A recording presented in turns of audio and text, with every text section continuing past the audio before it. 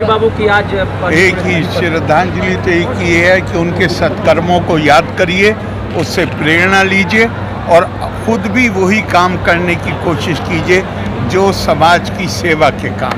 Sir पहुंचे अंतिम व्यक्ति ही, ये स्वामी विवेकानंद कहते थे, सब भूल जाओ, विराट पूजा करो। विराट पूजा क्या?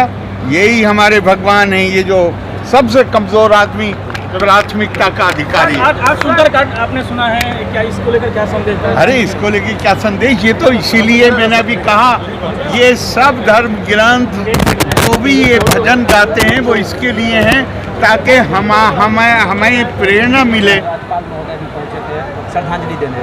देखिए,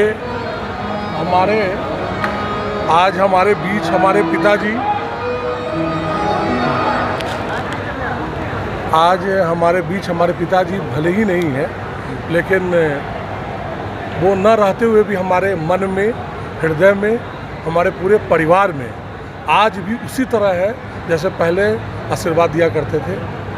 और चूँकि पिता के बारे में कुछ भी बोले तो बहुत कम है ना।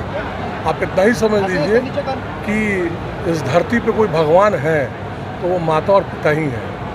भगवान को तो हम लोगों ने देखा नहीं है, बचपन से बताया गया है।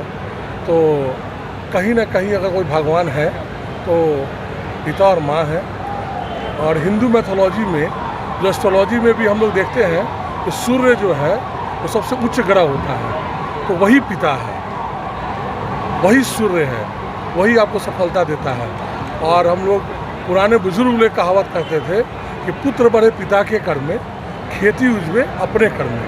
तो कहीं ना कहीं आज अगर हम इस जगह हैं तो हमारे पिताजी का आशीर्वाद है, हमारे माँ का आशीर्वाद है, और हमें पूर्ण विश्वास है कि आज कहीं ना कहीं से वो मुझे आशीर्वाद दे रहे होंगे। आज पहुंचे थे, उन्होंने श्रद्धांजलि दी है क्या?